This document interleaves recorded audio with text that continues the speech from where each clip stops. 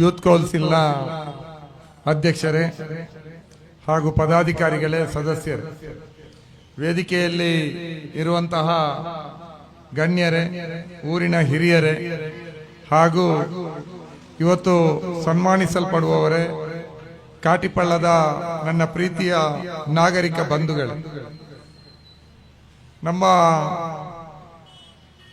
ಸಮದ್ರವರು ನನ್ನನ್ನು ಒಂದಿಷ್ಟು ಎದುರಿಸಿದ್ದಾರೆ. ಈಗ ಭಾಷಣಕ್ಕೆ ನಿಲ್ಲುವ ಮೊದಲೇ ಆಯ್ಕೆ ಏನು ಅಂತ ಸಾಬೀತುಪಡಿಸ್ತಾರೆ ಅಂತ.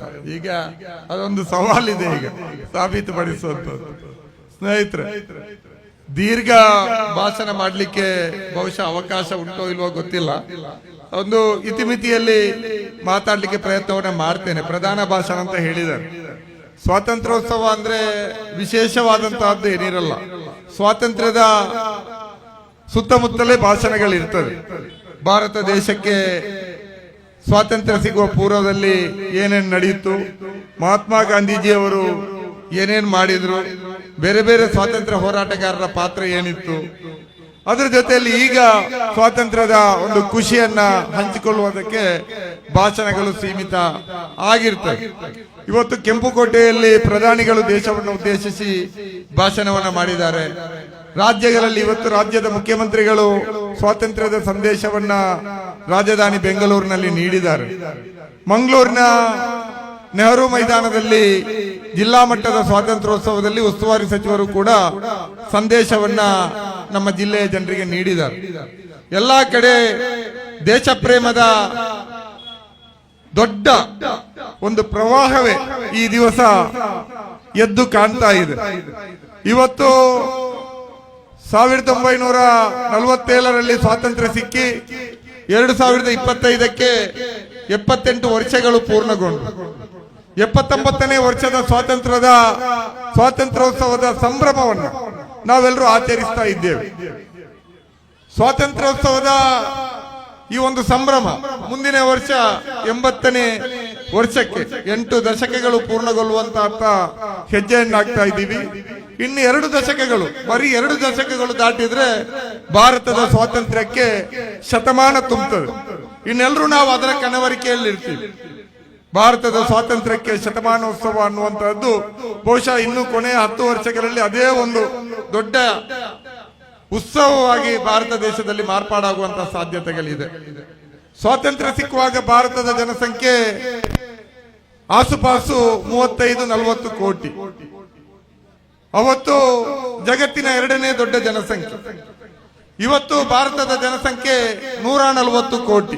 79-78 ವರ್ಷಗಳಲ್ಲಿ 40 ಕೋಟಿಯಿಂದ 140 ಕೋಟಿಗೆ ನಮ್ಮ ಜನಸಂಖ್ಯೆ ಹೆಚ್ಚಳಗೊಂಡಿದೆ. ಇವತ್ತು ಜಗತ್ತಿನ ಅತ್ಯಂತ ದೊಡ್ಡ ಜನಸಂಖ್ಯೆ ಭಾರತ ದೇಶದ. ಚೀನಾವನ್ನ ನಾವು ಜನಸಂಖ್ಯೆಯ ಪಟ್ಟಿಗೆ ನಾವು ಹಿಂದಕ್ಕೆ ತಳ್ಳಿ ನಂಬರ್ 1 ಸ್ಥಾನಕ್ಕೆ ಬಂದಿದ್ದೀವಿ. ಆ ಮಟ್ಟಿಗೆ ಭಾರತ ಜಗತ್ತಿನ ದೊಡ್ಡ ಮಾರುಕಟ್ಟೆ ಕೂಡ ಹೌದು. ಇವತ್ತು ಜಗತ್ತೇ ಒಂದು ಮಾರುಕಟ್ಟೆ ಅನ್ನುವಂತ ಆರ್ಥಿಕ ನೀತಿ ಅಡಿಯಲ್ಲಿ ದೇಶ ನಡೀತಾ ಇದೆ. ಅದರಿಂದಾಗಿ 140 ಕೋಟಿ ಜನ ಇರುವಂತಹ ಒಂದು ದೇಶ ಸಹಜವಾಗಿ ಜಗತ್ತಿನ ಅತ್ಯಂತ ದೊಡ್ಡ ಮಾರುಕಟ್ಟೆ ಕೂಡ ಹೌದು. ಇಂತಹ ಸಂದರ್ಭದಲ್ಲಿ ನಾವು ಈ ಒಂದು ಸ್ವಾತಂತ್ರ್ಯೋತ್ಸವವನ್ನು ಆಚರಿಸ್ತಾ ಇದ್ದೀವಿ. ಸ್ವಾತಂತ್ರ್ಯ ಅಂದ್ರೆ ಸುಮ್ಮನೆ ಬರಲಿಲ್ಲ. ನಾವು ಇವತ್ತೇನು ಸಂಭ್ರಮಾಚರಣೆಯನ್ನ ಮಾಡ್ತಾ ಇದ್ವಿ. ಬೆಳಿಗ್ಗೆ ರಾತ್ರಿಯಿಂದ 12 ಗಂಟೆ ಆದ ತಕ್ಷಣವೇ ಧ್ವಜಾರೋಹಣಗಳು, ಸಂಭ್ರಮಗಳು, ಆಚರಣೆಗಳು ಎಲ್ಲಾ ಕಡೆ ಆರಂಭ ಆಗಿದೆ. ಇವತ್ತು ಮಧ್ಯಾಹ್ನದವರೆಗೂ ಕೂಡ ಧ್ವಜಾರೋಹಣಗಳು, ಕಾರ್ಯಕ್ರಮಗಳು, ಆಟೋಟಗಳು ಎಲ್ಲಾ ಕಡೆ ನಡೀತಾ ಇದೆ. ಸ್ವಾತಂತ್ರ್ಯ ಅನ್ನುವಂತಹದ್ದು ಸಂಭ್ರಮದಷ್ಟು ಸರಳ ಆಗಿರಲಿಲ್ಲ. ಭಾರತ ದೇಶಕ್ಕೆ ವಿದೇಶಿ ಶಕ್ತಿಗಳ ಆಕ್ರಮಣಕ್ಕೆ ಬಹಳ ದೊಡ್ಡ ಇತಿಹಾಸ ಇದೆ. ಬ್ರಿಟಿಷರು 200 ವರ್ಷ, 2 ಶತಮಾನ ಭಾರತವನ್ನು ಆಳಿದ್ರು. ಅದಕ್ಕಿಂತ ಹಿಂದೆ ಪೋರ್ಚುಗೀಸರು ಬಂದ್ರು, ಡಚ್ಚರು ಬಂದ್ರು, ಬೇರೆ ಬೇರೆ ವಸಾಹತು ಶಕ್ತಿಗಳು ಭಾರತದ ಮೇಲೆ ಆಕ್ರಮಣವನ್ನ ಮಾಡಿ ಭಾರತವನ್ನು ತಮ್ಮ ವಸಾಹತನ್ನಾಗಿ ಮಾಡುವಂತ ಪ್ರಯತ್ನವನ್ನ ಮಾಡಿದ್ರು. ಅದರಲ್ಲಿ ಕೊನೆಯ 200 ವರ್ಷ ಬ್ರಿಟಿಷರು ಭಾರತದ ಉದ್ದಗಲವನ್ನು ತಮ್ಮ ವಶಕ್ಕೆ ಇಟ್ಕೊಂಡು ಹತ್ತಿರದ ಗೋವಾ ಪೋರ್ಚುಗೀಸರ ವಶದಲ್ಲಿದ್ದದ್ದು ಬಿಟ್ರೆ ಇಡೀ ಭಾರತ ಇವತ್ತು ಪಾಕಿಸ್ತಾನ, ಬಾಂಗ್ಲಾ ಅಂತ ಕರೆಯಲ್ಪಡುವಂತ ಭೂಭಾಗಗಳು ಸೇರ್ಕೊಂಡು ಬ್ರಿಟಿಷರ ಅಧೀನಕ್ಕೆ ಬಂತು. ಅದರ ಒಳಗಡೆ ಹಲವಾರು ರಾಜರುಗಳಿದೆ. ನಮ್ಗೆ ಗೊತ್ತಿದೆ. ನಾವು ಮುಂಬೈ ಮೆಡ್ರಾಸ್ ಪ್ರೆಸಿಡೆನ್ಸಿಯಲ್ಲಿದ್ವಿ. ಆಗ ಮೈಸೂರು ರಾಜ್ಯ ಅಂತ ಕರೆಯಲ್ಪಡ್ತಂತ ಭಾಗ, ಅಲ್ಲಿ ಮೈಸೂರು ಅರಸರಿದ್ರು, ಹೈದರಾಬಾದ್ ಅಲ್ಲಿ ನಿಜಾಮರು ಆಳ್ತಾ ಇದ್ರು, ಮಹಾರಾಷ್ಟ್ರದ ಕಡೆ ಮರಾಠರು ಆಳ್ತಾ ಇದ್ರು. ಹೀಗೆ ಬೇರೆ ಬೇರೆ ರೀತಿಯ ಅರಸರುಗಳು ಬ್ರಿಟಿಷರ ಸಾಮಂತರಾಗಿ ದೇಶದ ಒಳಗಡೆ ಆಳ್ವಿಕೆಯನ್ನು ಮಾಡ್ತಾ ಇದ್ರು. ಅಂತಿಮವಾಗಿ ನಮಗೆ ಸ್ವಾತಂತ್ರ್ಯ ದಕ್ಕಿತ್ತು. ಆ ಬ್ರಿಟಿಷರ 200 ವರ್ಷದ ಆಳ್ವಿಕೆಯಲ್ಲಿ ನಮಗೆ ನೆನಪಿರುವ ಪ್ರಕಾರ ಅಥವಾ ನಮ್ಮ ಶಾಲೆಯಲ್ಲಿ ಹೇಳಿಕೊಟ್ಟಿರುವ ಪ್ರಕಾರ 1857ರಲ್ಲಿ ಪ್ರಥಮ ಸ್ವಾತಂತ್ರ್ಯ ದಂಗೆ, ಬ್ರಿಟಿಷರು ಅದನ್ನು ಸಿಪಾಯಿ ದಂಗೆ ಅಂತ ಕರೆದ್ರು. ನಾವು ಪ್ರಥಮ ಸ್ವಾತಂತ್ರ್ಯ ಹೋರಾಟ ಅಂತ ಅದನ್ನ ನಾವು ಗುರುತಿಸ್ತೀವಿ.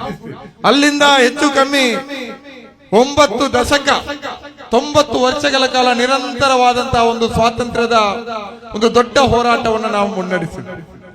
ಸ್ವಾತಂತ್ರ್ಯ ಅಂದ್ರೆ ಏನು ಅನ್ನುವಂತ ಪ್ರಶ್ನೆ ಬರ್ತದೆ. ಯಾಕೆ ನಮ್ಗೆ ಸ್ವಾತಂತ್ರ್ಯದ ದಿನ ಅಂದ್ರೆ ಇಷ್ಟೊಂದು ಸಂಭ್ರಮ? ಯಾಕೆ ಸ್ವಾತಂತ್ರ್ಯ ಹೋರಾಟ ಶತಮಾನಗಳ ಕಾಲ ನಡೆಯಿತು? ಯಾಕೆ ನೂರಾರು ಜನ, ಸಾವಿರಾರು ಜನ ತಮ್ಮ ಬದುಕನ್ನ ತ್ಯಾಗವನ್ನ ಮಾಡಿದ್ರು, ಬ್ರಿಟಿಷರ ಗಲ್ಲುಗಂಬಕ್ಕೆ ಹೇಳಿದ್ರು, ಅವರ ಬಂದೂಕಿನ ಗುಂಡಿಗಳಿಗೆ ಎದೆಯನ್ನ ಒಡ್ಡಿದ್ರು, ಅವರ ಏಜೆಂಟರ ಕತ್ತಿಯೇಟಿಗೆ ಯಾಕೆ ಬಲಿಯಾದ್ರು? ಯಾಕೆ ಅಂಡಮಾನ್ ಜೈಲಿನಲ್ಲಿ ಕರಿನೀರಿನ ಶಿಕ್ಷೆಗೆ ಒಳಗಾದ್ರು ಅನ್ನುವಂಥದ್ದನ್ನು ನಾವು ಅರ್ಥ ಮಾಡ್ಕೊಳ್ಳಿಕ್ಕೆ ಸಾಧ್ಯ ಆದ್ರೆ ಸ್ವಾತಂತ್ರ್ಯದ ಅರ್ಥವೂ ಕೂಡ ನಮ್ಗೆ ಗ್ರಹಿಸ್ಲಿಕ್ಕೆ ಸಾಧ್ಯ ಆಗ್ತದೆ. ಮನುಷ್ಯ ಸಹಜವಾಗಿ ಸ್ವತಂತ್ರವಾಗಿರ್ಲಿಕ್ಕೆ ಬಯಸ್ತಾನೆ. ಯಾವುದೇ ರೀತಿಯಾದಂತಹ ಸಂಕೋಲೆಗಳಿಲ್ಲದೆ, ಯಾವುದೇ ರೀತಿಯಾದಂತಹ ದಮನಗಳಿಲ್ಲದೆ ನೆಮ್ಮದಿಯಿಂದ ಸ್ವಚ್ಛಂದವಾಗಿ ಬದುಕಬೇಕು ಅಂತ ಮನುಷ್ಯ ಬಯಸ್ತಾನೆ. ಅದರ ಮೇಲೆ ಬೇರೆ ಬೇರೆ ರೀತಿಯ ಶಕ್ತಿಗಳು ತಮ್ಮ ವಶದಲ್ಲಿ ಮನುಷ್ಯರನ್ನ, ಅವರ ಭೂಭಾಗಗಳನ್ನ, ಅವರ ಆಸ್ತಿಯನ್ನ, ಸಂಪತ್ತನ್ನ ತಮ್ಮ ಹಿಡಿತಕ್ಕೆ ತೆಗೆದುಕೊಳ್ಬೇಕು ಅನ್ನುವಂತ ಪ್ರಯತ್ನಗಳು ನಡೆದಾಗಲೆಲ್ಲವೂ ಕೂಡ ಸ್ವಾತಂತ್ರ್ಯದ ಸಂಘರ್ಷ, ಸ್ವಾತಂತ್ರ್ಯಕ್ಕಾಗಿ ಸಂಘರ್ಷ ಈ ನೆಲದಲ್ಲಿ, ಈ ಜಗತ್ತಿನಲ್ಲಿ ಪರಂಪರೆಯಿಂದ ನಡೀತಾ ಬಂದಿದೆ. ಅದು ಬಹುಶಃ ಬ್ರಿಟಿಷರ ವಿರುದ್ಧದ ಹೋರಾಟದಿಂದ ಆರಂಭಗೊಂಡದ್ದು ಅಲ್ಲ. ಸ್ವಾತಂತ್ರ್ಯ 1947ರಲ್ಲಿ ಸ್ವಾತಂತ್ರ್ಯ ಸಿಕ್ಕಿದ ತಕ್ಷಣ ಸ್ವಾತಂತ್ರ್ಯದ ತಹತಃ ಸ್ವತಂತ್ರದ ಹೋರಾಟ ಕೊನೆಗೊಳ್ಳೂ ಇಲ್ಲ. ಆ ಲೆಕ್ಕದಲ್ಲಿ ಇವತ್ತು ಕೂಡ ಈ ದೇಶದಲ್ಲಿ ಜನ ಸ್ವಾತಂತ್ರ್ಯಕ್ಕಾಗಿ ಹೋರಾಟವನ್ನ ಮಾಡ್ತಾನೆ ಇದ್ದಾರೆ. ಬಡತನದಿಂದ ಸ್ವಾತಂತ್ರ್ಯ ಸಿಗಬೇಕು ಅಂತ ಹೋರಾಟ ನಡೀತಾ ಇದೆ. ಜಾತಿ ತಾರತಮ್ಯದಿಂದ ಹೋರಾಟಗಳು, ಸ್ವಾತಂತ್ರ್ಯ ಸಿಗಬೇಕು ಅನ್ನುವಂತ ಹೋರಾಟಗಳು ನಡೀತಾ ಇದೆ. ಕೋಮುವಾದದಿಂದ ಸ್ವಾತಂತ್ರ್ಯ ಸಿಗಬೇಕು ಅನ್ನುವಂತ ಹೋರಾಟಗಳು ನಡೀತಾ ಇದೆ. ನಮ್ಗೆ ಸ್ವತಂತ್ರವಾಗಿ ಒಂದು ಮನೆ ಸಿಗಬೇಕು, ಸ್ವತಂತ್ರವಾಗಿ ನಮ್ಮ ಮಕ್ಕಳಿಗೆ ಒಳ್ಳೆ ಶಿಕ್ಷಣ ಸಿಗಬೇಕು, ಒಳ್ಳೆ ಆರೋಗ್ಯ ಸಿಗಬೇಕು ಅನ್ನುವಂತ ಹೋರಾಟಗಳು, ಇದೆಲ್ಲವೂ ಕೂಡ ಸ್ವಾತಂತ್ರ್ಯದ, ನಮ್ಮ ಕಾಲ ಮೇಲೆ ಸ್ವಾಭಿಮಾನದಿಂದ ಬದುಕುವಂತ ಸ್ವಾತಂತ್ರ್ಯಕ್ಕಾಗಿನ ಆ ಹೋರಾಟ, ಸಂಘರ್ಷ. ಇವತ್ತು ಭಾರತ ದೇಶದ ವಿಮೋಚನೆಯ ಸಮರಗಳನ್ನೇ ನಾವು ಗಮನಿಸಿದ್ರೆ, ನಾವು ಮಹಾತ್ಮ ಗಾಂಧೀಜಿಯವರನ್ನ ಈ ದೇಶದ ರಾಷ್ಟ್ರಪಿತ ಅಂತ ಗುರುತಿಸ್ತೀವಿ, ಗೌರವಿಸ್ತೀವಿ. ಕೊನೆಯ 3-4 ದಶಕಗಳ ಕಾಲ ಭಾರತ ದೇಶದ ಸ್ವಾತಂತ್ರ್ಯದ ಹೋರಾಟಕ್ಕೆ ಅವರು ನೇತೃತ್ವವನ್ನು ಕೊಟ್ಟರು. ಅವರು ಒಬ್ಬ ಅತ್ಯುನ್ನತ ಶಿಕ್ಷಣವನ್ನು ಪಡೆದಂತ ವ್ಯಕ್ತಿ. ಬ್ಯಾರಿಸ್ಟರ್ ಪದವಿಯನ್ನು ಅವರು ಆ ಕಾಲಕ್ಕೆ ಪಡೆದಿದ್ರು.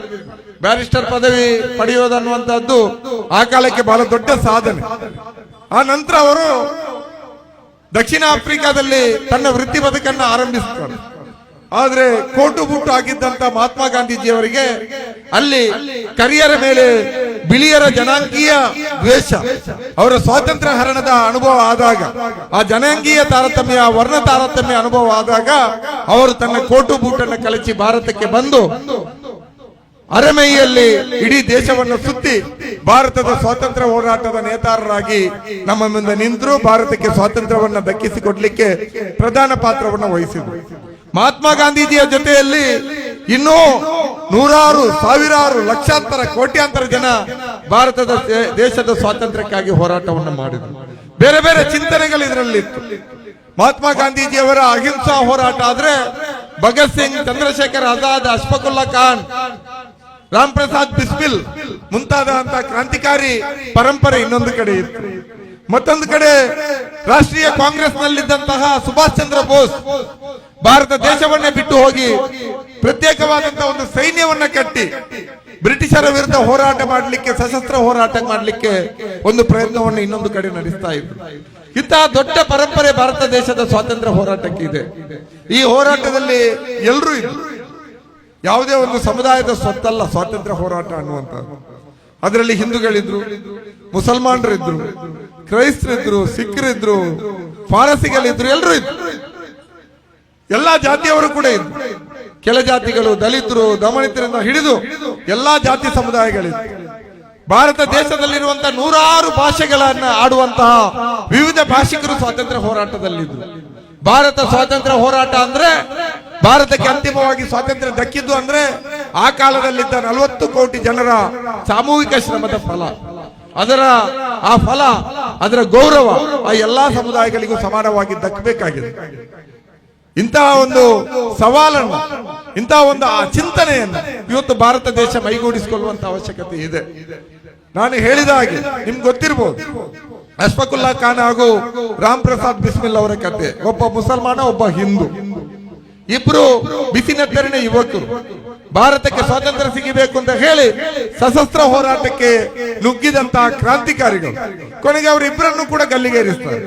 ಒಬ್ಬ ಮುಸಲ್ಮಾನ ಅಶ್ಫಾಕುಲ್ಲಾ ಖಾನ್, ಇನ್ನೊಬ್ಬ ಹಿಂದೂ ರಾಮ್ ಪ್ರಸಾದ್ ಬಿಸ್ಮಿಲ್. ಒಟ್ಟಿಗೆ ಯಾವುದೇ ಅಲುಕಿಲ್ಲದೆ, ಯಾವುದೇ ಜಾತಿ ತಾರತಮ್ಯ ಇಲ್ಲದೆ ಅವರು ಭಾರತ ದೇಶದ ಪರವಾದಂತ ಘೋಷಣೆಯನ್ನ ಕೂಗಿ, ಸ್ವಾತಂತ್ರ್ಯದ ಪರವಾದಂತ ಘೋಷಣೆಯನ್ನ ಕೂಗಿ ನಗನಗುತ್ತಾ ಬ್ರಿಟಿಷರ ಗಲ್ಲುಗಂಬಕ್ಕೆ ಏರ್ತಾರೆ.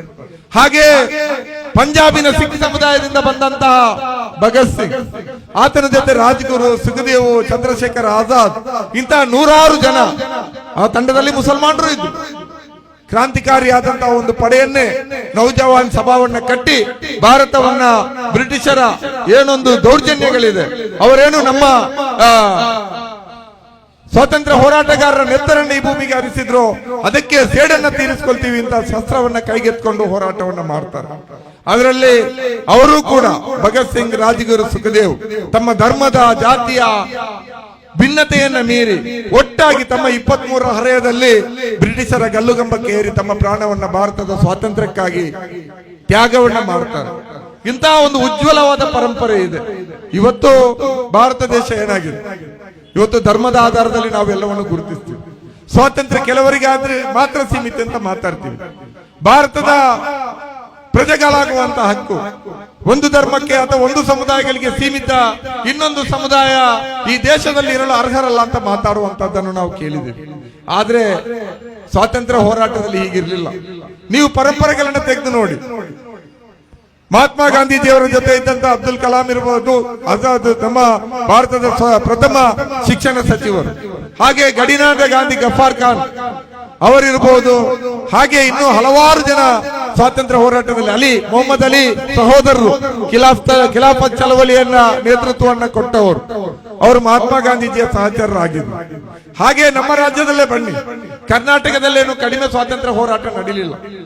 90ರ ಶತಮಾನದ ಕೊನೆಯಲ್ಲಿ ಸ್ವಾತಂತ್ರ್ಯ ಹೋರಾಟ ತೀವ್ರತೆ ಪಡಿತಾ ಬಂದಂತ ಕಾಲದಲ್ಲಿ ಕೊಪ್ಪಳದಲ್ಲಿ ಕರ್ನಾಟಕದ ಕೊಪ್ಪಳದಲ್ಲಿ ಬಹಳ ದೊಡ್ಡ ಸ್ವಾತಂತ್ರ್ಯ ಹೋರಾಟ ನಡೀತದೆ. ಬ್ರಿಟಿಷರು ಗೋಲಿಬಾರ್ ಮಾಡ್ತಾರೆ.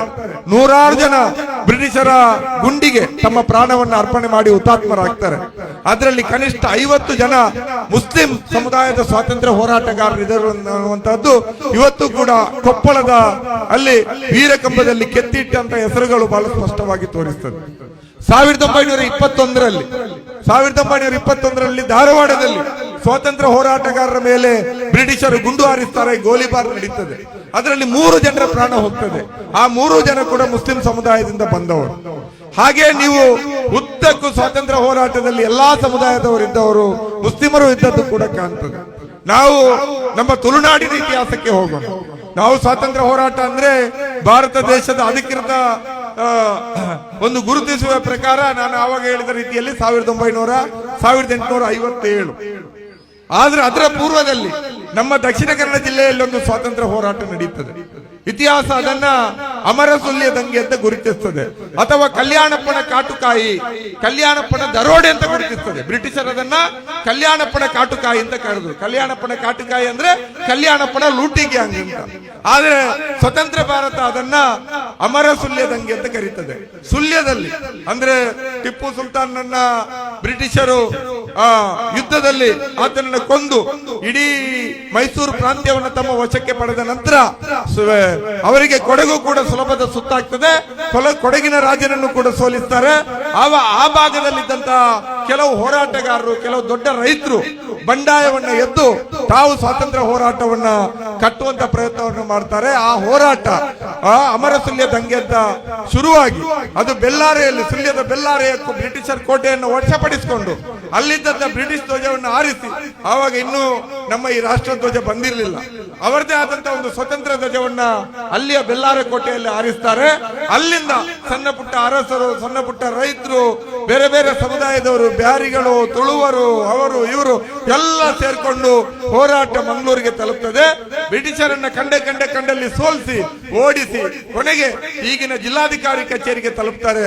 ಅಲ್ಲಿದ್ದಂತ ಬ್ರಿಟಿಷರ ಧ್ವಜವನ್ನ, ಅವರ ಯೂನಿಯನ್ ಜಾಕ್ ಅನ್ನ ಕೆಳಗಿಳಿಸಿ ಇವರದೇ ಆದಂತಹ ಸ್ವತಂತ್ರ ಬಾವುಟವನ್ನು ಹಾರಿಸಿ ತುಳುನಾಡು ಸ್ವಾತಂತ್ರ್ಯವಾಯಿತು ಅಂತ ಘೋಷಣೆಯನ್ನ ಮಾಡ್ತಾರೆ.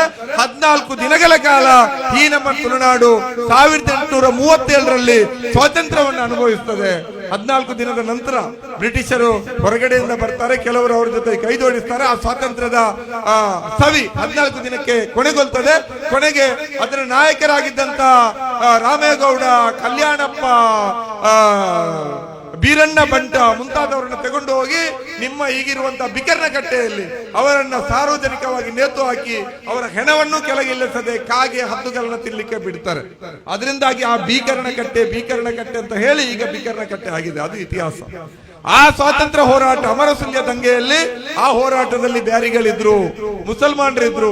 ಅವರು ಇಲ್ಲಿ ಬಂದು ಕಲ್ಯಾಣಪ್ಪನ ನೇತೃತ್ವದಲ್ಲಿ ಒಂದು ತಮ್ಮದೇ ಆದಂತ ಪ್ರಭುತ್ವವನ್ನು ಅವರು ಅಲ್ಲಿ ರಚನೆ ಮಾಡಿ ಆ ಬಾವುಟಗುಡ್ಡೆಯಲ್ಲಿ ತಮ್ಮ ಕೇಂದ್ರ ಸ್ಥಾನವನ್ನು ಮಾಡಿಕೊಂಡಾಗ ಆ ಬಾವುಟಗುಡ್ಡೆಗೆ ಮಂಗಳೂರಿನ ವ್ಯಾಪಾರಿಗಳ ಸಮುದಾಯ ಆಗಿದ್ದಂತ ಬ್ಯಾರಿಗಳು ಅಲ್ಲಿ ಬಂದು ಅವರ ಜೊತೆ ಮಾತುಕತೆ ಮಾಡಿ ಅವರಿಗೆ ಬೆಂಬಲವನ್ನು ಕೊಟ್ಟದ್ದು ಕೂಡ ಇತಿಹಾಸದ ಪುಟದಲ್ಲಿ ಇದೆ. ಇದಕ್ಕಿಂತ ಪೂರ್ವದಲ್ಲಿ ಸುಮಾರು ಸ್ವಾತಂತ್ರ್ಯ ಹೋರಾಟಕ್ಕೆ 1799ರಲ್ಲಿ ಟಿಪ್ಪು ಸುಲ್ತಾನ್ ಹತರಾಗ್ತಾರೆ, ಅವರು ಹುತಾತ್ಮರಾಗ್ತಾರೆ. ಅವರು ಹುತಾತ್ಮರಾಗುವ ಪೂರ್ವದಲ್ಲಿ ಇಡೀ ನಮ್ಮ ಈ ಬೆಲ್ಟ್ ನಮ್ಮ ಟಿಪ್ಪು ಸುಲ್ತಾನ್ ಮತ್ತು ಅವರ ತಂದೆ ಹೈದರ್ ಅಲಿ ಅವರ ವಶದಲ್ಲಿತ್ತು. ಅವರು ಇಲ್ಲಿ ಆಳ್ವಿಕೆಯನ್ನು ಮಾಡ್ತಾ ಇದ್ರು. ಟಿಪ್ಪು ಸುಲ್ತಾನ್ ಇನ್ನೇನು ಅಧಿಕಾರಕ್ಕೆ ಬಂದ ಸಂದರ್ಭದಲ್ಲಿ ಮಂಗಳೂರಿನಲ್ಲೊಂದು ಕೋಟೆ ಇತ್ತು. ನೀವು ಈಗಿರುವ ಜಿಲ್ಲಾಧಿಕಾರಿ ಕಚೇರಿ ಮತ್ತು ಕಂದುಕ ಪ್ರದೇಶ ಅದೊಂದು ಕೋಟೆ ಆಗಿತ್ತು. ಆ ಕೋಟೆಯನ್ನು ಬ್ರಿಟಿಷರು ಬಂದು ವಶಪಡಿಸಿಕೊಂಡು ಮಂಗಳೂರು ನಮ್ಮದು ಅಂತ ಹಕ್ಕು ಸಾಧಿಸ್ತಾರೆ. ಆ ಸಂದರ್ಭದಲ್ಲಿ ಟಿಪ್ಪು ಸುಲ್ತಾನ್ ಮೈಸೂರಿನಿಂದ ಧಾವಿಸಿ ಬರ್ತಾನೆ. ನೀವು ನಂಬಲಿಕ್ಕಿಲ್ಲ, 6 ತಿಂಗಳ ಕಾಲ ಆ ದಕ್ಷಿಣ ಕನ್ನಡ ಜಿಲ್ಲಾಧಿಕಾರಿ ಕಚೇರಿ ಬಳಿ ಇದ್ದಂತ ಕೋಟೆಯ ಹತ್ತಿರ ಘನಘೋರ ಯುದ್ಧ ನಡೀತದೆ. ಕೋಟೆಯ ಒಳಗಡೆ ಬ್ರಿಟಿಷ್ ಸೈನ್ಯ, ಹೊರಗಡೆ ಟಿಪ್ಪು ಸುಲ್ತಾನ್ನ ಸೈನ್ಯ. ಟಿಪ್ಪು ಸುಲ್ತಾನ್ನ ಸೈನ್ಯ ಅಂದ್ರೆ ಬರೀ ಸೈನಿಕರು ಮಾತ್ರ ಅಲ್ಲ, ಇಡೀ ಮಂಗಳೂರಿನ ನಾಗರಿಕರು ಟಿಪ್ಪುನ ಜೊತೆ ನಿಲ್ತಾರೆ. ಅದರಲ್ಲಿ ಬ್ಯಾರಿಗಳು, ತುಳುವರು, ಕೊಂಕಣಿ ಮನೆ ಭಾಷಿಕರು ಎಲ್ಲರೂ ಇದ್ರು. ಈ ರೀತಿಯಾದಂತಹ 6 ತಿಂಗಳ ಘನಘೋರವಾದಂತಹ ಯುದ್ಧ ಅಥವಾ ಸ್ವಾತಂತ್ರ್ಯದ ಹೋರಾಟ ನಡೆದು ಕೊನೆಗೆ ಟಿಪ್ಪು ಸುಲ್ತಾನ್ ಬ್ರಿಟಿಷರನ್ನ ಸೋಲಿಸಿ ಮಂಗಳೂರು ಕೋಟೆಯನ್ನು ತನ್ನ ವಶಕ್ಕೆ ತೆಗೆದುಕೊಳ್ತಾನೆ. ಇದು ಇತಿಹಾಸ. ಇದರ ಜೊತೆಯಲ್ಲಿ ಟಿಪ್ಪು ಸುಲ್ತಾನ್ ಹಲವಾರು 3 ಮೈಸೂರು ಯುದ್ಧಗಳು ಅದು ಇದೆಲ್ಲ ಹೇಳಲಿಕ್ಕೆ ಇದ್ರೆ ಬಹಳ ದೊಡ್ಡದಿದೆ. ಸ್ವಾತಂತ್ರ್ಯಕ್ಕಾಗಿ ತನ್ನ 2 ಮಕ್ಕಳನ್ನ ಬ್ರಿಟಿಷರಿಗೆ ಒತ್ತೆಯನ್ನು ಇಡ್ತಾನೆ. ಒಂದು ಒಪ್ಪಂದದ ಸಂದರ್ಭದಲ್ಲಿ ಬ್ರಿಟಿಷರಿಗೆ ತಲೆಬಾಗುವುದಿಲ್ಲ ಅಂತ ಹೇಳಿ ಕೊನೆಗೆ ಅಲ್ಲಿ ತನ್ನದೇ ಜೊತೆಯಲ್ಲಿದ್ದವರ ದ್ರೋಹ ಗೊತ್ತಾದ್ರೂ ಕೂಡ ಅಲ್ಲಿಂದ ಓಡಿ ಹೋಗುವ ಪ್ರಯತ್ನವನ್ನು ಮಾಡದೆ ಶ್ರೀರಂಗಪಟ್ಟಣದಲ್ಲಿ ಕತ್ತಿ ಹಿಡಿದು ಹೋರಾಡ್ತಾನೆ. ತನ್ನ ಪ್ರಾಣವನ್ನ ದೇಶದ ಸ್ವಾತಂತ್ರ್ಯಕ್ಕಾಗಿ ಅರ್ಪಿಸಿರುವಂತಹ ಇತಿಹಾಸ ಇದೆ. ಅದಕ್ಕಿಂತ ಪೂರ್ವದಲ್ಲಿ ಬ್ರಿಟಿಷರು ಮಂಗಳೂರಿಗೆ ಬರೋದಕ್ಕಿಂತ ಮುಂಚೆ ಪೋರ್ಚುಗೀಸರು ಬಂದಿರ್ತಾರೆ. ಪೋರ್ಚುಗೀಸರು ಬಹುಶಃ ನಿಮ್ಗೆ ಗೊತ್ತಿರ್ತದೆ, ಗೋವಾ ನಂತರ ಅವರಲ್ಲಿ ಇರ್ತದೆ. ಸ್ವಾತಂತ್ರ್ಯ ದಿಕ್ಕಿ 2-3 ವರ್ಷಗಳ ತರುವಾಯ ಗೋವಾ ನಮ್ಮ ಭಾರತ ದೇಶದ ಒಕ್ಕೂಟಕ್ಕೆ ಸೇರ್ತದೆ. ಅದಕ್ಕೆ ಗೋವಾ ವಿಮೋಚನೆ ಹೋರಾಟಕ್ಕೆ ನಮ್ಮ ಪೂರ್ವಿಕರು ಇಲ್ಲಿಂದ ಹೋಗಿದ್ದಾರೆ. ಮಂಗಳೂರಿನಿಂದ ಕಕ್ಕಿಲ್ಲಾಯ ಕೃಷ್ಣ ಶೆಟ್ಟರ ನೇತೃತ್ವದಲ್ಲಿ ದೊಡ್ಡ ತಂಡ ಗೋವಾ ವಿಮೋಚನೆಯ ಹೋರಾಟದಲ್ಲಿ ಭಾಗವಹಿಸಿದೆ. ಬಹುಶಃ ಅಷ್ಟೆಲ್ಲ ದೀರ್ಘ ಮಾತಾಡುವಂತ ಸಮಯ ನಾನು ಇಲ್ಲ ಅಂತ ಭಾವಿಸಿಕೊಂಡು ಅದರ ಅತ್ತ ಹೋಗುದಿಲ್ಲ. ಅದರ ಜೊತೆಯಲ್ಲಿ ಆ ಪೋರ್ಚುಗೀಸರ ಕಾಲದಲ್ಲಿ ನಡೆದಂತಹ ಹೋರಾಟ ನಿಮ್ಗೆ ಗೊತ್ತಿರಬಹುದು. ಆವಾಗ ಮಂಗಳೂರು ದೊಡ್ಡ ವ್ಯಾಪಾರಿ ಕೇಂದ್ರ. ಇಲ್ಲಿ ಕದಂಬರು ಅವರು ಇವರದೆಲ್ಲ ದೊಡ್ಡ ದೊಡ್ಡ ಸಾಮ್ರಾಜ್ಯಗಳು ಬೇರೆ ಬೇರೆ ಕಾಲದಲ್ಲಿ ಇತ್ತು. ಅಂತ ಸಂದರ್ಭದಲ್ಲಿ ಇಲ್ಲಿ ಸ್ಥಳೀಯ ಆಳ್ವಿಕೆಯವರ ಕೈಯ ಜೊತೆಯಲ್ಲಿ ಇಲ್ಲಿಯ ಬ್ಯಾರಿ ವ್ಯಾಪಾರಿ ಸಮುದಾಯ ಅವರ ಜೊತೆ ಕೈ ಜೋಡಿಸಿತ್ತು. ಕೊನೆಗೆ ಪೋರ್ಚುಗೀಸರು ಅವರನ್ನ ಸೋಲಿಸ್ತಾರೆ. ಪೋರ್ಚುಗೀಸರು ಬ್ಯಾರಿ ವ್ಯಾಪಾರಿಗಳ ಹತ್ರ ಹೇಳ್ತಾರೆ, ನಮ್ಮ ಹತ್ರ ಸೇರ್ಕೊಳ್ಳಿ, ನಿಮ್ಮ ಈ ರಫ್ತು ಆಮದು ವ್ಯಾಪಾರ ನಾವು ನಿಮಗೆ ಬೆಂಬಲವನ್ನ ಕೊಡ್ತೀವಿ ಅಂತ. ಆದ್ರೂ ಆಗಿದ್ದಂತ ಅರಸ ಬ್ರಿಟಿಷರಿಗೆ ಸೋತ ಮೇಲೆ ಕೂಡ ಇಲ್ಲಿಯ ಬ್ಯಾರಿ ವ್ಯಾಪಾರಿ ಸಮುದಾಯ ತಮ್ಮ ನಿಷ್ಠೆಯನ್ನ ಬದಲಾಯಿಸೋದಿಲ್ಲ. ಬದಲಿಗೆ ಅವರು ಪೋರ್ಚುಗೀಸರ ವಿರುದ್ಧ ನಿಲ್ತಾರೆ. ಕೊನೆಗೆ ಬಂದರು, ಮಂಗಳೂರಿನ ಬಂದರು ಸೇರ್ಕೊಂಡು ಅವರ ಇಡೀ ವ್ಯಾಪಾರದ ಒಂದು ದೊಡ್ಡ ಸಮೂಹಕ್ಕೆ ಪೋರ್ಚುಗೀಸರು ಬೆಂಕಿಯನ್ನು ಹತ್ತಾರೆ. ಇಲ್ಲಿಂದ ಹಿಡಿದು ಬಾರ್ಕೂರ್ವರೆಗೆ ಅವರ ಇಡೀ ವ್ಯಾಪಾರ, ಬೋಟು, ಅವರ ಹಡಗುಗಳನ್ನ ನಾಶಪಡಿಸ್ತಾರೆ. ಆದ್ರೂ ಕೂಡ ಇಲ್ಲಿಯ ಬ್ಯಾರಿ ಸಮುದಾಯ, ನಾವು ಇಲ್ಲಿಯ ತುಳು ಮಣ್ಣಿನ, ಈ ನೆಲದ ಭಾರತ ಮಣ್ಣಿನ ಸ್ವಾತಂತ್ರ್ಯಕ್ಕಾಗಿ ನಮ್ಮ ವ್ಯಾಪಾರ, ಬದುಕು ಎಲ್ಲವನ್ನ ಮೀಸಲಿಡ್ತೀವಿ ಅಂತ ಹೇಳಿ ಅವತ್ತು ನಾಶ ನಷ್ಟವನ್ನು ಅನುಭವಿಸಿರುವಂತಹದ್ದು ಇವತ್ತು ದಕ್ಷಿಣ ಕನ್ನಡ ಜಿಲ್ಲೆಯ ಇತಿಹಾಸ ಪುಟದಲ್ಲಿ ಅಚ್ಚಳಿಯದೆ ದಾಖಲಾಗಿ ಉಳಿದಿದೆ. ಅದೇ ರೀತಿಯಲ್ಲಿ ಆ ಪೋರ್ಚುಗೀಸರ ಆರ್ಭಟ ಜಾಸ್ತಿ ಆದಾಗ ಎಲ್ಲ ಅರಸರುಗಳು ತನಗೆ ಶರಣಾಗತರಾಗಬೇಕು ಅಂತ ಹೇಳಿದಾಗ ರಾಣಿ ಅಬ್ಬಕ್ಕ, ನೀವೆಲ್ಲ ಹೆಸರು ಕೇಳಿರ್ತೀರಿ, ಉಲ್ಲಾಳದ ರಾಣಿ ಅಬ್ಬಕ್ಕ, ಇಲ್ಲ ನಾನು ತಲೆಬಾಗುವುದಿಲ್ಲ, ಈ ಮಣ್ಣಿನ ಸ್ವಾತಂತ್ರ್ಯವನ್ನು ನಿಮ್ಗೆ ಅಡ ಇಡುವುದಿಲ್ಲ ಅಂತ ಹೇಳಿ ತನ್ನ ಗಂಡನೇ ಬ್ರಿಟಿಷರ ಜೊತೆ ಶಾಮೀಲಾದ್ರೂ ಕೂಡ, ತನ್ನ ಕುಟುಂಬವೇ ಬ್ರಿಟಿಷರಿಗೆ ಶರಣಾದ್ರೂ ಕೂಡ ರಾಣಿ ಅಬ್ಬಕ್ಕ ಕತ್ತಿ ಹಿಡಿದು ಯುದ್ಧಕ್ಕೆ ಕುದುರೆ ಏರಿ ಹೊರಡ್ತಾಳೆ. ರಾಣಿ ಅಬ್ಬಕ್ಕನ ಸೈನ್ಯ ಅಂದ್ರೆ ಯಾರು? ಆಗಿನ ಮೀನುಗಾರರು, ಆಗಿನ ಬ್ಯಾರಿಗಳು, ಆಗಿನ ತುಳುವರು, ಬಿಲ್ಲವರು ಎಲ್ಲರೂ ಕೂಡ ರಾಣಿ ಅಬ್ಬಕ್ಕನ ಜೊತೆ ಕೈಯಲ್ಲಿ ಕತ್ತಿ ಹಿಡ್ಕೊಂಡು ಪೋರ್ಚುಗೀಸರ ವಿರುದ್ಧ ಹೋರಾಟ ಮಾಡಿದಂತ ಒಂದು ರೋಮಾಂಚನಕಾರಿ ಇತಿಹಾಸ ಈ ತುಳು ಮಣ್ಣಿನ. ಈ ರೀತಿ ಸ್ವಾತಂತ್ರ್ಯಕ್ಕಾಗಿ ನಾವು ಯಾವುದೇ ಭೇದ ಭಾವ ಇಲ್ಲದೆ ಹೋರಾಟವನ್ನ ಮಾಡಿದ್ವಿ. ನಮಗೆ ಭಾಷೆಗಳು ಅಡ್ಡ ಬರಲಿಲ್ಲ, ಜಾತಿಗಳು ಅಡ್ಡ ಬರಲಿಲ್ಲ, ಧರ್ಮಗಳು ಅಡ್ಡ ಬರಲಿಲ್ಲ, ವರ್ಣಗಳು ಅಡ್ಡ ಬರಲಿಲ್ಲ, ಬಣ್ಣಗಳು ಅಡ್ಡ ಬರಲಿಲ್ಲ. ಸ್ವಾತಂತ್ರ್ಯಕ್ಕಾಗಿ ನಾವು ಹೋರಾಟ ಮಾಡಿದೀವಿ. ಸ್ವಾತಂತ್ರ್ಯ ಬೇಕು ನಮಗೆ. ನೀವು ಚಿನ್ನದ ತಟ್ಟೆಯಲ್ಲಿ ಅನ್ನ ಕೊಟ್ಟರು ಕೂಡ ಸ್ವಾತಂತ್ರ್ಯ ಇಲ್ಲದಂತಹ ಚಿನ್ನದ ತಟ್ಟೆಯ ಅನ್ನ ತೃಣ ಸಮಾನ ಅಂತ ಹೋರಾಡಿದಂತ ಮಣ್ಣು ಇದು. ಇವತ್ತು ನಾವೇನಾಗಿದ್ದೀವಿ? ಇವತ್ತು ಧರ್ಮದ ಆಧಾರದಲ್ಲಿ ವಿಭಜನೆ ಹೊಂದಿದೆ. ಒಬ್ಬರನ್ನ ಇನ್ನೊಬ್ಬ ಅನುಮಾನದಲ್ಲಿ ನೋಡ್ತಾ ಇದ್ದೀವಿ. ಒಬ್ಬರನ್ನ ಇನ್ನೊಬ್ಬರ ನಡುವಿನ ನಗುಗಳು ಇವತ್ತು ಕೃತಕ ಆಗ್ತಾ ಇದೆ, ಸಂಬಂಧಗಳು ಕೃತಕ ಆಗ್ತಾ ಇದೆ. ಇದರಿಂದಾಗಿ ನಮ್ಮ ದೇಶದ ಸ್ವಾತಂತ್ರ್ಯ ಹರಣ ಆಗ್ತಾ ಇದೆ. ನಮ್ಗೆ ಗೊತ್ತಿರ್ಬೇಕು, ನಾವಿವತ್ತು 140 ಕೋಟಿ ಜನ ಇದ್ರು ಕೂಡ ಅವತ್ತು ಬ್ರಿಟಿಷ್ ಸಾಮ್ರಾಜ್ಯಶಾಹಿಗೆ ಬಗ್ಗಿದ ಭಾರತ ಇವತ್ತು ಅಮೆರಿಕನ್ ಸಾಮ್ರಾಜ್ಯಶಾಹಿಯ ಎದುರು ಇವತ್ತು ತಲೆಬಾಗುವಂತ ಸ್ಥಿತಿ ನಿರ್ಮಾಣ ಆಗ್ತಾ ಇದೆ. ಅಮೆರಿಕನ್ ಸಾಮ್ರಾಜ್ಯಶಾಹಿ ಏನ್ ಮಾಡ್ತಾ ಇದೆ ಅಂತ ನಾವು ನೋಡ್ತಾ ಇದ್ದೀವಿ. ಪ್ಯಾಲೆಸ್ತೀನ್ ನಲ್ಲಿ ಏನ್ ಮಾಡ್ತಾ ಇದ್ದಾರೆ, ಅವರು ಯುರೋಪ್ ನಲ್ಲಿ ಏನ್ ಮಾಡ್ತಾ ಇದ್ದಾರೆ, ಅವರು ಏಷ್ಯಾ ಖಂಡದಲ್ಲಿ ಏನ್ ಮಾಡ್ತಾ ಇದ್ದಾರೆ ಅಂತ ನೋಡ್ತಾ ಇದ್ದೀವಿ. ಮೊನ್ನೆ ಪೆಹಲ್ಗಾಮ್ ದುರಂತ ನಡೆದಾಗ, ಆಮೇಲೆ ಸಿಂಧೂರ್ ಕಾರ್ಯಾಚರಣೆ ನಡೆದು ಭಾರತ ಪಾಕಿಸ್ತಾನ ಯುದ್ಧಕ್ಕಾಗಿ ಮುಖಾಮುಖಿ ಆದಾಗ ಅಮೆರಿಕನ್ ಸಾಮ್ರಾಜ್ಯಶಾಹಿಯ ಲೀಡರ್ ಆಗಿರುವಂತಹ ಟ್ರಂಪ್ ಯಾವ ರೀತಿ ನಡ್ಕೊಂಡ್ರು ಅನ್ನುವಂಥದ್ದನ್ನು ನಾವು ನೋಡಿದ್ವಿ. ಭಾರತದ ಮಣ್ಣು ರಾಜಿ ಪಂಚಾಯತಿಗೆ ಒಪ್ಪಿಸಿದ್ದೆ ನಾನು ಹೇಳಿದ್ದನ್ನು ಅವರು ಒಪ್ಕೊಂಡ್ರು. ನಾನು ಅವರಿಗೆ ಗದರಿ ರಾಜಿ ಪಂಚಾಯತಿಗೆ ಮಾಡಿಸಿದೆ ಅಂತ ಹೇಳಿ ಅಮೆರಿಕದ ಅಧ್ಯಕ್ಷ ಡೊನಾಲ್ಡ್ ಟ್ರಂಪ್ ಮಾತಾಡ್ತಾರೆ. ಅಷ್ಟು ಮಾತ್ರ ಅಲ್ಲ, ನಾವು ನಮ್ಮ ಸ್ವತಂತ್ರ ವಿದೇಶಾಂಗ ನೀತಿಯ ಪ್ರಕಾರ ರಷ್ಯಾದ ಜೊತೆ ಒಪ್ಪಂದವನ್ನು ಮಾಡಿಕೊಂಡು ಅತಿ ಅಗ್ಗದಲ್ಲಿ ಅಲ್ಲಿಯ ಪೆಟ್ರೋಲಿಯಂ ಕ್ರೂಡ್ ಆಯಿಲ್ ಅನ್ನು ಕರ್ಕೊಂಡು ತಂದು ಭಾರತದ ಆರ್ಥಿಕ ಸಾಮರ್ಥ್ಯವನ್ನು ಹೆಚ್ಚಳ ಮಾಡಲಿಕ್ಕೆ ನೋಡಿದ್ರೆ ಇವತ್ತು ಅಮೆರಿಕನ್ ಸಾಮ್ರಾಜ್ಯಶಾಹಿ ಹೇಳುತ್ತೆ, ನೀವು ರಷ್ಯಾದ ಜೊತೆ ವ್ಯಾಪಾರ ಮಾಡುವಾಗಿಲ್ಲ, ನೀವು ಇರಾನ್ ಜೊತೆ ವ್ಯಾಪಾರ ಮಾಡುವಾಗಿಲ್ಲ, ನಾನು ಏನ್ ಹೇಳ್ತೀನಿ ಅದನ್ನೇ ನೀವು ಮಾಡಬೇಕು, ಮಾಡಿಲ್ವಾ ನಿಮ್ಗೆ ಡಬಲ್ ಟ್ಯಾಕ್ಸ್ ಹಾಕ್ತೀವಿ ಅಂತ ಹೇಳಿ 50% ಟ್ಯಾಕ್ಸ್ ಅನ್ನು ಹಾಕಿ ಭಾರತವನ್ನ ಮಣಿಸುವಂತ ಪ್ರಯತ್ನವನ್ನ ಮಾಡ್ತಾ ಇದ್ದಾರೆ. ಇಂತಹ ಒಂದು ಪರಿಸ್ಥಿತಿ ದೇಶದ ಗಡಿಯಲ್ಲಿ ಇದ್ರೆ ದೇಶದ ಒಳಗಡೆ ಇವತ್ತು ಹಸಿವು ಬಹಳ ಭೀಕರ ಪ್ರಮಾಣದಲ್ಲಿ ಹೆಚ್ಚಾಗ್ತಾ ಇದೆ. ಹಸಿವಿನ ಪ್ರಮಾಣ ಭಾರತದಲ್ಲಿ ಹೆಚ್ಚಾಗ್ತಾ ಇದೆ. ನಿರುದ್ಯೋಗ ನಮ್ಮಲ್ಲಿ ಹೆಚ್ಚಾಗ್ತಾ ಇದೆ. ಯುವ ಜನರು ತಮ್ಮ ಕಲಿಕೆಗೆ ಪೂರಕವಾದ, ತಮ್ಮಲ್ಲಿರೋ ಸರ್ಟಿಫಿಕೇಟ್ಗೆ ಪೂರಕವಾದಂತ ಒಂದು ಒಳ್ಳೆಯ ಉದ್ಯೋಗವನ್ನು ಪಡೀಲಿಕ್ಕೆ ಸಾಧ್ಯ ಆಗದೆ ಬೇರೆ ಬೇರೆ ಕಡೆ ವಲಸೆ ಹೋಗ್ತಾ ಇರುವಂತದ್ದನ್ನು ನಾವು ನೋಡ್ತಾ ಇದ್ದೀವಿ. ಖಿನ್ನತೆಗೊಳಗಾಗ್ತಾ ಇರೋದನ್ನ ನೋಡ್ತಾ ಇದ್ದೀವಿ. ಆತ್ಮಹತ್ಯೆ ಮಾಡ್ಕೊಳ್ತಾ ಇರೋದನ್ನ ನೋಡ್ತಾ ಇದ್ದೀವಿ. ಡ್ರಗ್ಸ್, ಮಾದಕ ದ್ರವ್ಯಗಳಿಗೆ ಶರಣಾಗ್ತಾ ಇರೋದನ್ನ ನಾವು ನೋಡ್ತಾ ಇದ್ದೀವಿ. ನಮ್ಮೊಳಗಡೆ ಆರೋಗ್ಯದ ಸ್ವಾತಂತ್ರ್ಯ ಕಳ್ಕೊಳ್ತಾ ಇದ್ದೀವಿ. ಕಾರ್ಪೊರೇಟ್ ಧಣಿಗಳು ಇವತ್ತು ಆರೋಗ್ಯ ಕ್ಷೇತ್ರವನ್ನ, ಆಸ್ಪತ್ರೆಗಳನ್ನ ತಮ್ಮ ವಶಕದಲ್ಲಿ ಇಟ್ಕೊಳ್ತಾ ಇದ್ದಾರೆ. ಶಿಕ್ಷಣ ಅನ್ನುವಂತಹದ್ದು ಇವತ್ತು ಸಂವಿಧಾನ ನಮ್ಮ ಎಲ್ರಿಗೂ ದೊರಕಬೇಕಂತ ಹೇಳಿದಂತ ಶಿಕ್ಷಣ ಇವತ್ತು ವ್ಯಾಪಾರದ ಸರಕಾಗಿರೋದನ್ನ ನೋಡ್ತಾ ಇದ್ದೀವಿ. ನಮ್ಮ ಜೇಬಲ್ಲಿರುವಂತಹ ದುಡ್ಡಿಗೆ ಅನುಗುಣವಾಗಿ ಆರೋಗ್ಯ, ಶಿಕ್ಷಣ, ಮನೆಗಳು ಇವತ್ತು ಸಿಕ್ಕುವಂತಹ ಒಂದು ಕಾಲಮಾನದಲ್ಲಿ ನಾವು ಬದುಕ್ತಾ ಇರುವಾಗ ಭಾರತದ ಸ್ವಾತಂತ್ರ್ಯದ ಇಟ್ಟಿಗೆಗಳು ಎಲ್ಲೋ ದುರ್ಬಲವಾಗಿ ಹೋಗ್ತಾ ಇದ್ದೇವೆ ಅನ್ನುವಂತ ಆತಂಕ ಈ ದೇಶದ ನಿಜವಾದಂತಹ ದೇಶ ಪ್ರೇಮಿಗಳಿಗೆ, ನೈಜ ದೇಶ ಪ್ರೇಮಿಗಳಿಗೆ ಕಾಡುವಂತಹ ಒಂದು ಸಂದರ್ಭ ನಮ್ಮ ಮುಂದೆ ಬರಬಾರದು. ಆ ನಿಟ್ಟಿನಲ್ಲಿ ದೇಶ ಇವತ್ತು 80ರ ಸ್ವಾತಂತ್ರ್ಯದ ದಿನದತ್ತ ಸಾಗ್ತಾ ಇದೆ. ಇನ್ನು 20 ವರ್ಷದಲ್ಲಿ ನಾವು ಶತಮಾನವನ್ನು ಆಚರಿಸ್ತಾ ಇದ್ದೀವಿ. ಸ್ವಾತಂತ್ರ್ಯ ಯಾವುದಕ್ಕಾಗಿ ನಡೀತು? ಸ್ವಾತಂತ್ರ್ಯದ ಸಂದರ್ಭದಲ್ಲಿ ಸಂಗಾತಿ ಭಗತ್ ಸಿಂಗ್ ಒಂದು ಮಾತನ್ನ ಹೇಳ್ತಾರೆ, ಸ್ವಾತಂತ್ರ್ಯ ಅಂದ್ರೆ ಏನು ಅಂತ ಭಗತ್ ಸಿಂಗ್ ಕೇಳ್ತಾರೆ. ಸ್ವಾತಂತ್ರ್ಯ ಅಂದ್ರೆ ಏನು ಭಗತ್ ಸಿಂಗ್ ಅಂತ ಭಗತ್ ಸಿಂಗ್ ಹೇಳ್ತಾನೆ, ಸ್ವಾತಂತ್ರ್ಯ ಅಂದ್ರೆ ಕೇವಲ ಕೆಂಪು ಚರ್ಮದ ಬ್ರಿಟಿಷರನ್ನ ಭಾರತದಿಂದ ಓಡಿಸಿ ಕಂದು ಚರ್ಮದ ಭಾರತದ ದಣಿಗಳನ್ನ ತಂದು ದೆಹಲಿಯ ಸಿಂಹಾಸನದಲ್ಲಿ ಕೂರಿಸೋದು ಸ್ವಾತಂತ್ರ್ಯ ಅಲ್ಲ. ಅಸಮಾನತೆಯ ಮೇಲೆ ಮನುಷ್ಯರು ಶೋಷಿಸುವಂತ, ಬಡತನ ಹಸಿವು ಇರುವಂತ, ಜಾತಿ ಧರ್ಮ ತಾರತಮ್ಯ ಇರುವಂತ ಅಸಮಾನತೆಯ ಮೇಲೆ ನಿಂತಿರುವ ಈ ವ್ಯವಸ್ಥೆಯನ್ನ ಪೂರ್ಣ ಪ್ರಮಾಣದಲ್ಲಿ ಪುಡಿಗಟ್ಟಿ ನಾಶ ಮಾಡಿ ಅದರ ಮೇಲೆ ಸರ್ವರು ಸಮಾನರಾಗಿರುವ, ಮನುಷ್ಯರಿಂದ ಮನುಷ್ಯರ ಶೋಷಣೆ ಇಲ್ಲದಂತ ಒಂದು ಸಮಾಜವನ್ನ, ಒಂದು ದೇಶವನ್ನ ಕಟ್ಟುವುದೇ ನಿಜವಾದ ಸ್ವಾತಂತ್ರ್ಯ ಅಂತ ಭಗತ್ ಸಿಂಗ್ ಹೇಳ್ತಾರೆ.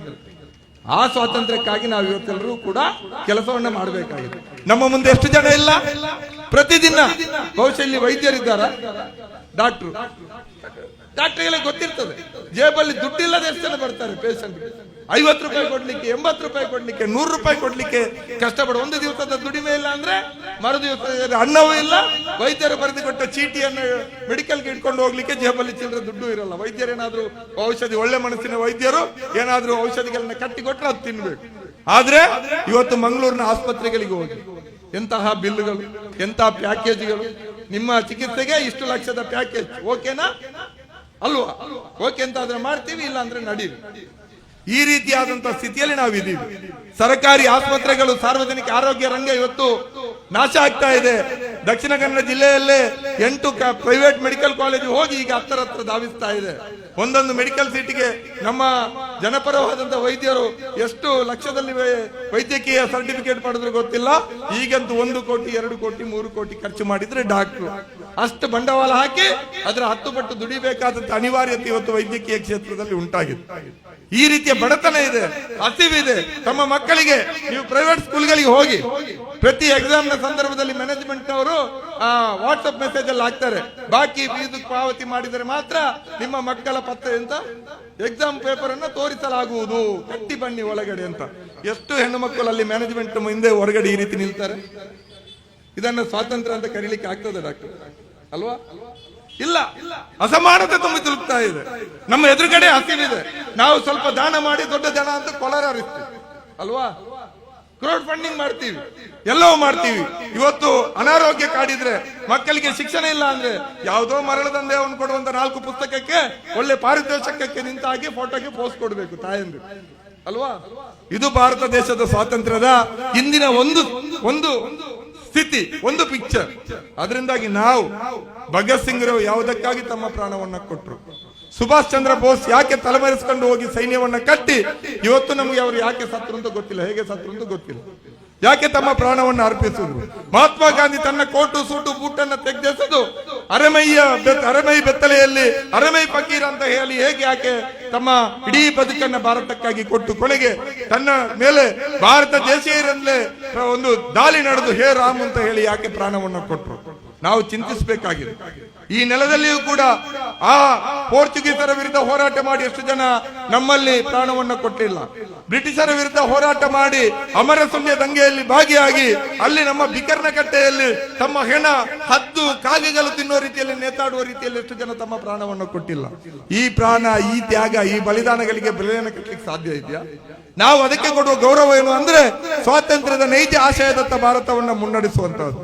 ಹಸಿವಿಲ್ಲದ, ಶೋಷಣೆ ಇಲ್ಲದ, ತಾರತಮ್ಯ ಇಲ್ಲದ, ಯಾರ ಭಯವೂ ಇಲ್ಲದೆ ನಿರ್ಭೀತಿಯಿಂದ ಬದುಕುವತ್ತ ಭಾರತವನ್ನು ತೆಗೆದುಕೊಂಡು ಹೋಗುವುದೇ ನಿಜವಾದ ಸ್ವಾತಂತ್ರ್ಯ. ಆ ನಿಟ್ಟಿನಲ್ಲಿ ನಾವೆಲ್ಲರೂ ಕೆಲಸವನ್ನ ಮಾಡಬೇಕಾಗಿದೆ. ಭದ್ರೆಯ ಯೂತ್ ಕೌನ್ಸಿಲ್ ಅಂತ ಯುವಕರು, ನನಗೆ ಕಾಟಿಪಾಳದ ಬಗ್ಗೆ ಒಂದು ಖುಷಿ ಇದೆ. ನಾನು ಮೂಲ ಕಾಟಿಪಾಳದವನು ಅಲ್ಲ, ಪಣಂಬೂರ್ನವನು ಅಲ್ಲ, ಅದು ಬೇರೆ ವಿಚಾರ. ನನಗೊಂದು ಖುಷಿ ಇದೆ, ಇಲ್ಲಿಯ ಯುವಕರು ಬಹಳಷ್ಟು ಕೆಲಸಗಳನ್ನ ಮಾಡ್ತಾರೆ. ಬಹುಶಃ ಇಲ್ಲಿಯಷ್ಟು ಆಕ್ಟಿವ್ ಆಗುವಂತ ಯೂತ್ ಅಸೋಸಿಯೇಷನ್ಗಳು ಎಲ್ಲೂ ಇಲ್ಲ. ಹಳೆಯ ಕಾಲದಿಂದಲೂ ನಾವು ಸಣ್ಣದ್ರಲ್ಲಿ ಬಾಲಕರ ಕಾಟಿಬಲ್ಲಕ್ಕೆ ಬರೋದಕ್ಕಿಂತ ಮುಂಚೆ ನೋಡ್ತಾ ಇದ್ದಂತ ಆ ಯುವಕರ ಕೂಟಗಳು ಇವತ್ತು ಇದೆ, ಆಕ್ಟಿವ್ ಇದೆ. ಹುಸೇನ್ ಕಾಟಿಬಲ್ಲ ಹಾಗೆ ಶುರು ಮಾಡಿದ್ರು ಅಲ್ವಾ, ಈಗಲೂ ಇದೆ. ಅಂತ 10 ಯುವಕರ ಕೂಟಗಳಲ್ಲಿದೆ. ಗಲ್ಫ್ಗೆ ಹೋದ್ರೆ ಅವರು ಊರನ್ನ ಬಿಡುವುದಿಲ್ಲ, ಅಲ್ಲೂ ಇದರ ಸಬ್ ಕಮಿಟಿಗಳನ್ನ ಮಾಡಿಕೊಂಡು ಏನೇನೋ ಸೇವೆಗಳನ್ನ ಮಾಡ್ತಾರೆ. ಅದು ನಿಜವಾದ ಕಾಳಜಿ. ಭದ್ರೆಯ ಯೂತ್ ಕೌನ್ಸಿಲ್ ಕೂಡ ತುಂಬಾ ಕೆಲಸಗಳನ್ನ ಮಾಡ್ತಾ ಇದೆ. ಸಾಮಾಜಿಕ ಕ್ಷೇತ್ರದಲ್ಲಿ, ಧಾರ್ಮಿಕ ಕ್ಷೇತ್ರದಲ್ಲಿ, ಯಾರಿಗಾದ್ರೂ ಏನು ಕಷ್ಟ ಅಂತ ಆದ್ರೆ ಊರಿನ ಅಭಿವೃದ್ಧಿಗೆ ಏನೇನೋ ಮಾಡ್ತಾ ಇದ್ದಾರೆ. ನಿಜವಾಗಿ ಇಂಥ ಕಾಳಜಿಗಳು ದೇಶವನ್ನು ಉಳಿಸ್ತದೆ. ರಾಜಕಾರಣಿಗಳ ಹುಸಿಟೆಂಕಾರ, ಅವರ ಬಣ್ಣದ ಭಾಷಣಗಳಿಂದಷ್ಟೇ ದೇಶ ಉಳಿಯುವುದಿಲ್ಲ. ನಾವೆಲ್ಲರೂ ರಾಜಕಾರಣಿಗಳಾಗ್ಬೇಕು. ರಾಜಕಾರಣ ಅಂದ್ರೆ MLA ಆಗೋದಲ್ಲ ಸರ್. ರಾಜಕಾರಣ ಅಂದ್ರೆ ಕಾರ್ಪೊರೇಟರ್ ಆಗೋದು ಅಲ್ಲ. ರಾಜಕಾರಣ ಅಂದ್ರೆ ಜನರ ಬದುಕನ್ನ ತೀರ್ಮಾನ ಮಾಡುವಂತದ್ದು ರಾಜಕಾರಣ, ಆಡಳಿತ. ಆ ರಾಜಕಾರಣದಲ್ಲಿ ನಾವು ಕೂಡ ಭಾಗಿಯಾಗಬೇಕು. ಎಂತಹ ರಾಜಕಾರಣ? ಚುನಾವಣಾ ರಾಜಕಾರಣದಲ್ಲಿ ಬಂದು ನಾವೆಲ್ಲ ನಾಳಿನ ಸ್ಪರ್ಧೆಗೆ ನಾನ್ ಕಾರ್ಪೊರೇಟರ್ ಅಂತ ಗಲಾಟೆ ಮಾಡುವಂತಲ್ಲ. ರಾಜಕಾರಣ ಅಂದ್ರೆ ಇಲ್ಲಿಯ ರಾಜಕಾರಣ ಯಾವ ದಿಕ್ಕಿನಲ್ಲಿ ಹೋಗ್ತಾ ಇದೆ, ಯಾವುದು ಸರಿ ಯಾವುದು ತಪ್ಪು ಅಂತ ಅರಿಯುವಂತ, ಮತ್ತದನ್ನು ಸರಿ ದಿಕ್ಕಿನಲ್ಲಿ ತೆಗೆದುಕೊಂಡು ಹೋಗು. ಮುಲಾಜಿ ಇಲ್ಲದೆ ಮುನೀರ್ ಬೇಕಾದ್ರೆ ಒಂದು 2 ಲಕ್ಷ ಡೊನೇಷನ್ ಕೊಡುವಂತ ಲೀಡರ್ ಆಗಿರ್ಲಿ. ತಪ್ಪು ಅಂತ ಹೇಳಿದ್ರೆ ತಪ್ಪು ಅಂತ ಹೇಳಿ. ಮುನೀರ್ ವೇದಿಕೆಯಲ್ಲಿ ಕಾಣಿಸಿಕೊಳ್ಳೋದು ಕಡಿಮೆ, ಯಾಕಂದ್ರೆ ಮುನೀರ್ ಜೇಬಲ್ಲಿ ದುಡ್ಡಿರೋದಿಲ್ಲ. ಪ್ರೀತಿಯಿಂದ ಕರೆಯುವವರು ಮಾತ್ರ ಮುನೀರನ್ನು ಕರೆಯೋದು. ಆದ್ರೆ ದುಡ್ಡು ಕೊಡುವವರು, ಹಣವನ್ನ ಚೆಲ್ಲುವವರು, ಜಾತಿ ಧರ್ಮಗಳನ್ನ ಬಳಸುವವರನ್ನ ರಾಜಕಾರಣದಲ್ಲಿ ಅವರ ರಾಜಕಾರಣವನ್ನ ಅನುಮಾನದ ಕಣ್ಣಲ್ಲಿ ನೋಡಿ. ನೀವೇ ಜನರ ಮಧ್ಯೆ ರಾಜಕಾರಣಿಗಳಾಗಿ ಎದ್ದು ಬನ್ನಿ. ರಾಜಕಾರಣಿಗಳು ಅನ್ನುವಂತಹದ್ದು, MLA ಅನ್ನುವಂತಹದ್ದು, ಮುಖ್ಯಮಂತ್ರಿ ಅನ್ನುವಂತಹದ್ದು ಅಥವಾ ಅಧಿಕಾರ ಸ್ಥಾನ ಯಾವುದೋ ಕುಲೀನ ಕುಟುಂಬದಲ್ಲಿ, ಬೆಲ್ಲಗಿರುವವರ ಕುಟುಂಬದಲ್ಲಿ ಹುಟ್ಟಬೇಕು ಅಂತ ಏನಿಲ್ಲ. ಅದು ದುಡಿಮೆಗಾರರ ಮನೆಯಲ್ಲಿ, ಶ್ರಮಜೀವಿಗಳ ಕೊಲೋನಿಯಲ್ಲಿ, ಹಸಿವು ತಾತ ಅಂತ ಕುಣಿತಾ ಇರುವಂತಹ ನೆಲದಲ್ಲಿ ಅವರ ಮಧ್ಯೆ ಎದ್ದು ಬಂದಂತ ನಾಯಕತ್ವವೇ ನಿಜವಾದಂತ ಒಂದು ಭಾರತ ದೇಶದ ಹಸಿವನ್ನ, ಅಸಮಾನತೆಯನ್ನು ದೂರ ಮಾಡ್ಲಿಕ್ಕೆ ಸಾಧ್ಯ. ಅದು ಮಾತ್ರ ನೈಜ ಒಂದು ಸ್ವತಂತ್ರ ಭಾರತವಾಗಿ, ಬಲಿಷ್ಠ ಭಾರತವಾಗಿ, ವಿಶ್ವಗುರು ಭಾರತವಾಗಿ ಪರಿವರ್ತನೆ ಆಗ್ಲಿಕ್ಕೆ ಸಾಧ್ಯ. ಆ ನಿಟ್ಟಿನಲ್ಲಿ ನಮ್ಮೆಲ್ಲರ ಪ್ರಯತ್ನಗಳು ಮುಂದುವರಿಯಲಿ. ಭಾರತ ದೇಶಕ್ಕೆ ಶತಮಾನೋತ್ಸವ, ಸ್ವಾತಂತ್ರ್ಯಕ್ಕೆ ಶತಮಾನ ತುಂಬುವಾಗ ನಾವು ನಿಜವಾಗಿ ಬಡತನದಿಂದ ದೇಶವನ್ನು ಹೊರತರೋಣ. ಬಡತನದಿಂದ ಸ್ವಾತಂತ್ರ್ಯ, ಜಾತಿ ತಾರತಮ್ಯದಿಂದ ಸ್ವಾತಂತ್ರ್ಯ, ಧಾರ್ಮಿಕ ಅಸಹನೆಯಿಂದ ಸ್ವಾತಂತ್ರ್ಯ, ಹಸಿವಿನಿಂದ ಸ್ವಾತಂತ್ರ್ಯ, ಹುಲ್ಲಂತಹ ಭಾರತವನ್ನಾಗಿ ಕಟ್ಟುವ ನಿಟ್ಟಿನಲ್ಲಿ ನಾವೆಲ್ಲರೂ ಕಾರ್ಯಪ್ರವೃತ್ತರಾಗೋಣ ಅನ್ನುವಂಥ ಮಾತನ್ನು ಹೇಳಿ, ನನ್ನ ಮಾತುಗಳು ದೀರ್ಘ ಆಗಿದ್ರೆ ನಿಮ್ಮಲ್ಲಿ ಕ್ಷಮೆಯನ್ನು ಯಾಚಿಸಿ ನನ್ನ ಮಾತನ್ನು ಕೊನೆಗೊಳಿಸಿ ನಮಸ್ಕಾರ.